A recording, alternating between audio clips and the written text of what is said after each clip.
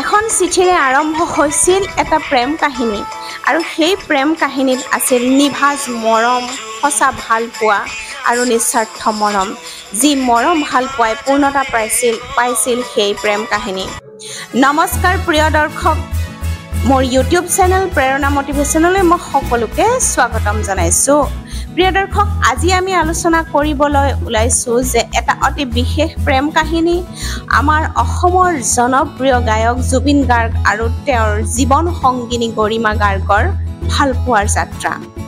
যুৱ অৱস্থাত জুবিনৰ বহু ছোৱালী ভাল পাইছিল তেওঁ বহু ছোৱালীকে ভাল পাইছিল আৰু জুবিনেও এই কথাটো স্বীকাৰ কৰিছিল যে তেওঁৰ জীৱনত বহু প্ৰেমিকা আছিল কিন্তু সঁচাকৈ তেওঁৰ জীৱন সলনি কৰিলে গৰিমাই তামুলপুৰত অধ্যয়ন কৰি থাকোঁতে জুবিন দাই তেতিয়া জোনমণি আৰু ৰুণজুন নামৰ দুগৰাকী প্ৰেমিকাও আছিলে বুলি তেওঁ কৈছে যাৰ পৰিপ্ৰেক্ষিতত তেওঁ এটি জনপ্ৰিয় গীত পাখি পাখি এই মন গীতটি জোনমণি আৰু ৰুণজুন দুগৰাকী নামৰ সেই দুগৰাকী ছোৱালীৰ নামত বিশেষ ধৰণে উল্লেখ কৰিছিল এই গানটোত আৰু 1992 চনত জুবিনৰ প্ৰথমটো এলবাম অনামিকা মুক্তি লাভ কৰে ইয়াৰ লগে লগে জুবিনৰ পেছাদাৰী সংগীতো আচলতে তেওঁৰ জড়িত হৈ পৰে সংগীত জগতখনত লগতে 1994 চনত মুক্তি লাভ কৰিছিল তেওঁৰ আন এটি জনপ্ৰিয় এলবাম মায়া আৰু সেই সময়তে এই দুটি এলবামৰ গীতে যেন এনেকুৱা আলোড়নৰ সৃষ্টি কৰিছিল সকলোৰে মুখে মুখে কেৱল ভাহি উঠিছিল মায়া আৰু অনামিকাৰ গীতহে আৰু সেই সময়তে অধ্যয়নৰ বাবে গৰিমা শইকীয়া আছিল বোম্বেত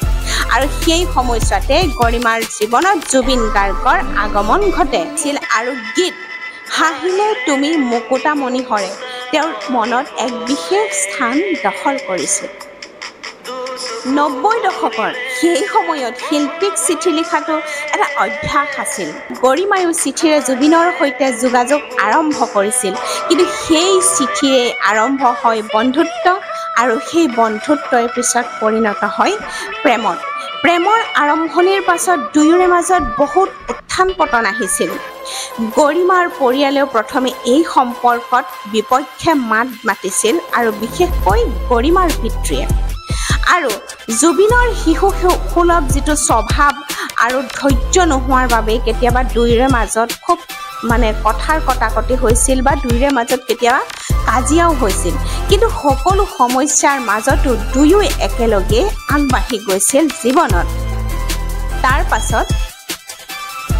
অৱশেষত পৰিয়ালৰ অনুমতি লাভ কৰি 2002 চনৰ 4 ফেব্ৰুৱাৰীত জুবিন আৰু গৰিমাৰ বিবাহ বন্ধনত আবদ্ধ হয় আজিৰ দিনত গৰিমা গাৰ্গ এগৰাকী সফল ফেশ্বন ডিজাইনাৰ আৰু জুবিনৰ জীৱনৰ এক শক্তিশালী সহধৰ্মিনী প্ৰিয় দৰ্শক প্ৰেম মানে কেৱল মিঠা মুহূৰ্ত নহয় তাত থাকে সংগ্ৰাম ত্যাগ আৰু সহযাত্ৰাৰ সাহস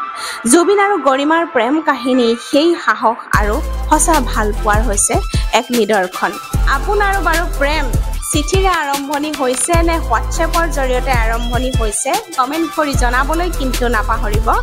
আৰু ভিডিঅ'টো ইমানেই আছিল যদি জুবিন দা আৰু গৰিমা বৌৰ এগৰাকী প্ৰিয় অনুৰাগী তেতিয়াহ'লে মোৰ ভিডিঅ'টো লাইক শ্বেয়াৰ ছাবস্ক্ৰাইব কৰি দিবলৈ কিন্তু নাপাহৰিব দেই ধন্যবাদ জয় আই অসম